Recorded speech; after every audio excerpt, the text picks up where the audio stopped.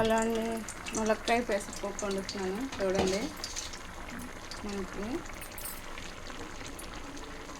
చక్కగా బాగుంటుంది. ములక్కాయ పెసరపప్పు చాలా టేస్ట్గా ఉంటుంది. ముందు పెసరపప్పు మనం ఏం చేయాలంటే కొంచెం నెయ్యి వేసుకొని పెసరపప్పు కళాయి పెట్టి నెయ్యి వేసి వేపుకొని దాంట్లోని పచ్చిమిరపకాయలు కూడా వేసేపాలి. వేపాక ములక్కాయలు కూడా కట్ చేసి వేసి వేపుకోవాలి. వేపుకున్న తర్వాత మనం ఏం చేయాలంటే కొంచెం 2 టమాటాలు కోసేసేయాలి. వేసేసిన తర్వాత ఉప్పు వేయకూడదు. కారం మనకి సరిపడినంత కారం వేసి వాటర్ వేసేసుకోవాలి. వాటర్ వేసాక ఉల్లిపాయలు పచ్చిమిరపకాయలు కూడా వేగాలి. వేగాక వాటర్ వేసుకోవాలి. వాటర్ వేసుకున్న తర్వాత అప్పుడు దానికి సరిపడిన ఇప్పుడు పప్పుకు సరిపడిన నీళ్ళు వేసేసి మనం ఇలా ఇచ్చేసేసుకోవాలి. చక్కగా బాగా ఇలా ఉడికిపోయాక మనం చూడండి, ఇప్పుడు ఉడికాక ఉప్పు వేసుకోవాలి.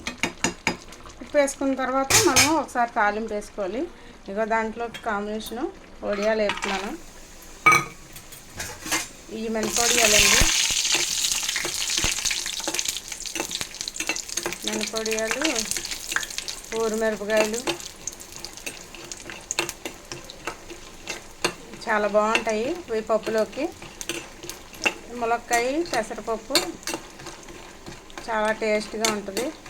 ఏంటంటే పెసరపప్పుని మనం నేతిలోని వేపుకుంటే పెసరపప్పుకి బాగుంటుంది. ఎక్కువేమీ వేయక్కర్లేదు, కొంచెం నెయ్యి వేసి వేపుకునేటప్పుడు పెసరపప్పు వేగాక కొంచెం 2 పచ్చిమిరపకాయలు, ఈ ములక్కాయ ముక్కలు చక్కగా వేపేసి దాంట్లో 2 టమాటాలు కోసేసి ఉప్పు కారం వేసేసి వాటర్ వేసేసుకోవడమే. ఉల్లిపాయ తింటే ఉల్లిపాయ వేసుకోవచ్చు, తినకపోతే ఉల్లిపాయ వేసుకోక్కర్లేదు. చక్కగా చాలా టేస్ట్గా ఉంటుంది. చూడండి, దీంట్లోకి కాకరకాయ ఫ్రై చేశాను. కాకరకాయ ఫ్రై కూడా ఉంది చేసి, కాకరకాయ ఫ్రైలోనే నల్లకారం చల్లానండి. ఇంకా కారం అది వేయకుండా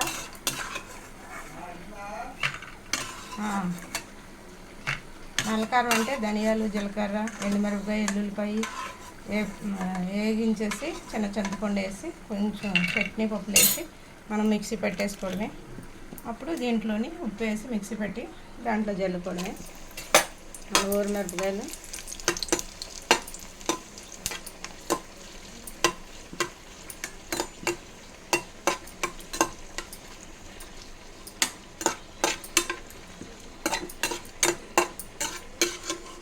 ములక్కాయ పెసరపప్పు మీరు కూడా ఒకసారి ట్రై చేయండి, చాలా బాగుంటుంది. ఎందుకంటే మనకి ములక్కాయ సాంబార్లో ఒకటే వేస్తారు, అట్లా కాకుండా ఇట్లా కూడా వేసుకుంటే బాగుంటుంది. ఇవ్వండి దాని తాలింపులు: ఎల్లుల్లిపాయ, ఎండుమిరపకాయ, జీలకర్ర, ఆవాలు, సాయమినపప్పు.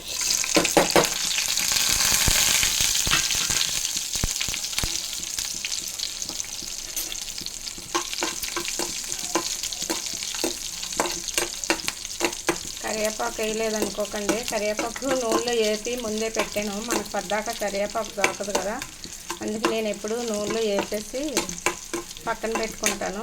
ఇది వేగిపోయాక దించే ముందు వేస్తాను.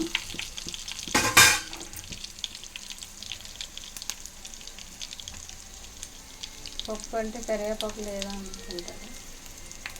ఇదిగోండి ఇలా వేపేసి నేను ఇలా పెట్టుకుంటాను. ఇది కూడా నూనెలో వేపేసి పెట్టుకుంటే మనకి ఎన్ని రోజులైనా ఉంటుంది. కరివేపాకు మనం తాలింపు అయిపోయాక కొంచెం దించే ముందు మనం వేసేస్తే సరిపోద్ది. చాలా బాగుంటుంది.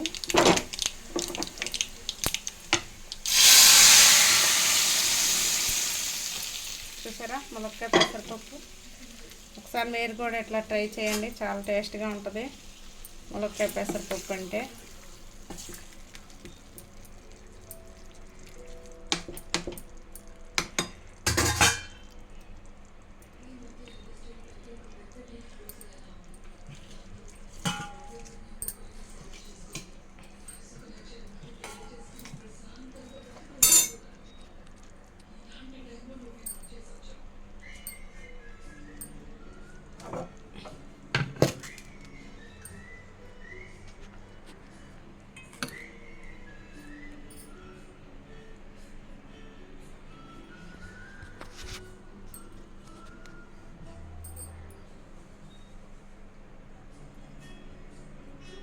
చక్కగా మీరు కూడా ఇట్లాగా వేసుకున్నారనుకోండి,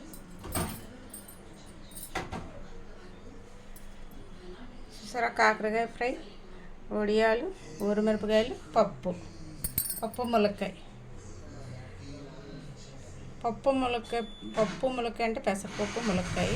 ఒకసారి మీరు ట్రై చేయండి, చాలా టేస్ట్గా ఉంటుంది.